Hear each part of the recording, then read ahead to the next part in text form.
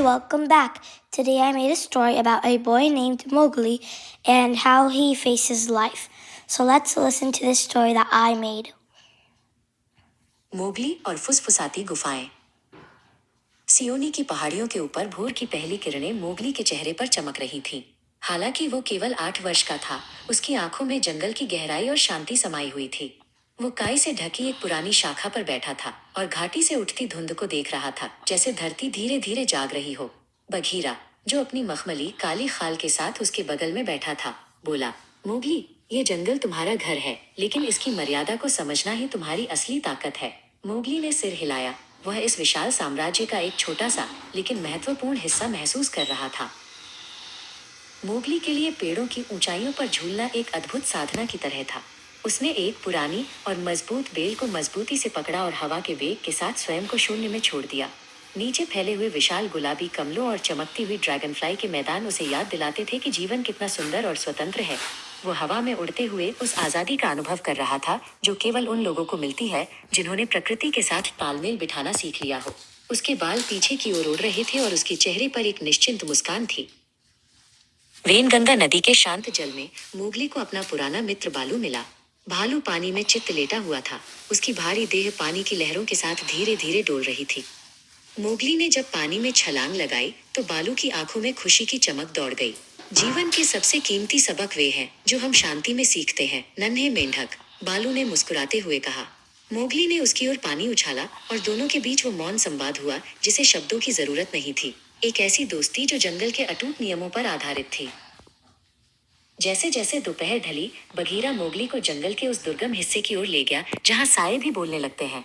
फुसफुसाती गुफाएं, बघीरा ने सचेत करते हुए फुसफुसाया।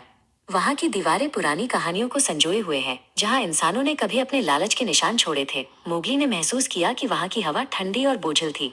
वो ये समझने की कोशिश कर रहा था कि क्यों इंसान इन शांत जगहों को छोड़कर बंद गुफाओं में कुछ खोजने आते थे।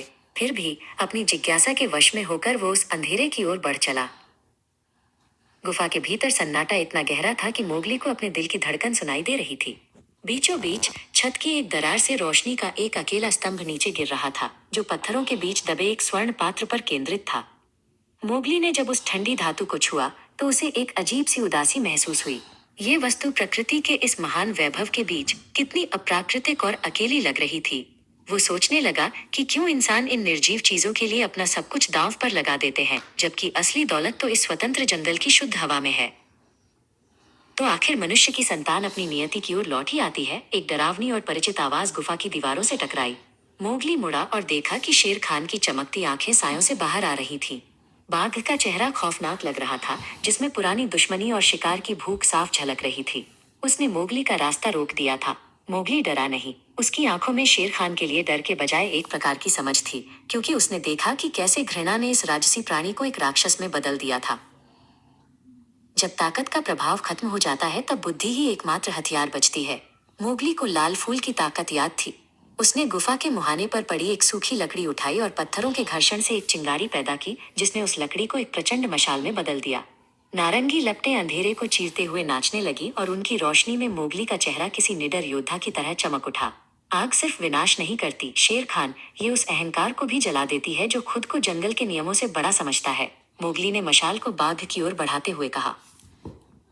गुफा के बाहर खड़े बालू ने जब बाघ की चिंगाड़ और मोगली की ललकार सुनी तो उसका विशाल शरीर सक्रिय हो गया।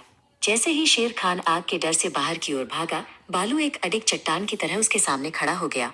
भालू ने अपने पिछले पैरों पर खड़े होकर अपनी पूरी ताकत के साथ एक ऐसी दहाड़ लगाई जिसने गुफा की नींव हिला दी। वो अब केवल एक सुस्त भालू नहीं था, बल्कि अपने छोटे दोस्त का रक्षक था। उसने शेर खान को पीछे धकेल दिया, जिससे मोगली को बाहर निकलने का सुरक्षित अवसर मिल गया। मोगली स्वर्ण पात्र को अपने साथ लेकर पत्थरों के ऊपर से तेजी से निकला, जहां बालू ने बाघ को उलझा रखा था।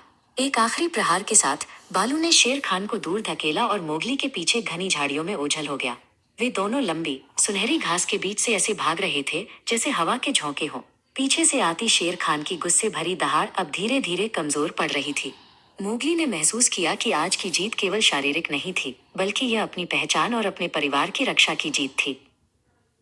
रात की शीतलता ने जब जंगल को अपने आगोश में लिया, तब काउंसिल रॉक पर एक शांतिपूर्ण दृश्य था। मोगली बघीरा के गर्म शरीर के सहारे बैठा हुआ ऊपर टिमटिमाते अनगिनत सितारों को देख रहा था। स्वर्ण पात्र उसके पैरों के पास रखा था, जो अब केवल एक साधारण स्मृति बनकर रह गया था। जंगल हमें वही देता है जिसकी हमें जरूरत है मोगली, न कि वो जिसकी हम लालसा करते हैं, बघीरा ने धीरे से कहा। मोगली ने अपनी आंखें मूंद ली और वो समझ गया कि उसकी असली पहचान इस सोने में नहीं बल्कि इस मुक्त प्रकृति का हिस्सा होने में है। So this is the story.